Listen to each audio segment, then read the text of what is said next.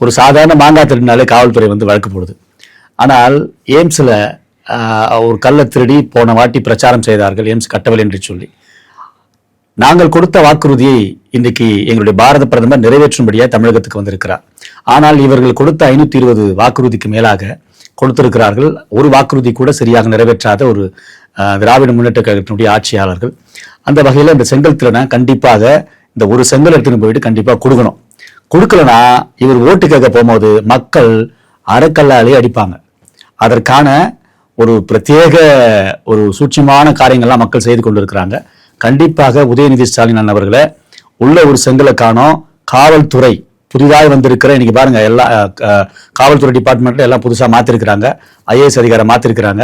அவர்கள் கண்டிப்பாக அழுத்தம் கொடுக்கணும், காவல்துறை அழுத்தம் கொடுக்கணும். மதுரையில எய்ம்ஸ் ஜோடி செக்ஷன்ல இருக்கிற, ஏன்னா 2 MLA-க்களும் அதிமுகவை சேர்ந்தவர்கள் தான்.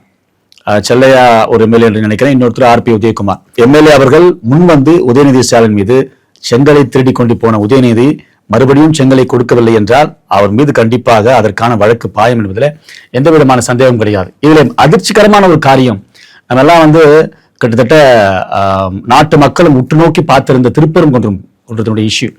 பிரதமர் அவர்கள் சரியாக 5 மணிக்கு மேலாக அங்கே செல்கிறார். அதற்கு முன்பதாக ரயில்வே திட்டங்களை நாட்டு மக்களுக்கு அர்ப்பணிக்கிறார். இன்னொன்று எய்ம்ஸை நாட்டு மக்களுக்கு அர்ப்பணிக்கிறார்.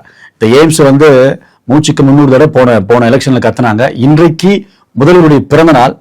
இந்த பிறந்த நாளிலே பாரத பிரதமரை அவர் ரிசீவ் பண்ண கண்டிப்பா போவாரா, இல்ல பிறந்த நாள் என்று சொல்லி ஒரு சாக்கு போக்கு வைத்துக் கொண்டு இவர் பாரத பிரதமர் வரும்போதெல்லாம் கொடைநாட்டுக்கும் கொடைக்கானலுக்கும் செல்லக்கூடிய முதலமைச்சர் இன்றைக்கு பாருங்க, இது ஒரு சாக்கு போகாக இருக்கும் என்று சொல்லி நினைக்கிறேன். ஆனா நாட்டு மக்களுக்கு முதலமைச்சர் வந்தாலும் சரி, அங்க இருக்கிற பிரசன்ட் MP நாடாளுமன்றத்தினுடைய MP வந்தாலும் சரி, வரவில்லை என்றாலும் சரி, ஒரு நேர்த்தியான விஷயத்தை அது பாகுபாடு பார்க்காமல், அதாவது பாஜக ஆளும் ஸ்டேட்டா இருந்தாலும் பரவாயில்ல, பாஜக எதிராக ஆளுகின்ற முதலமைச்சராக இருந்தாலும் பரவாயில்ல, எனக்கு நாட்டு மக்கள் தான் தேவை என்று சொல்லி சொன்னதை பாஜகவுடைய அரசும் பாரத பிரதமரும் சரியாக செய்து கொண்டு வருகிறார்கள்.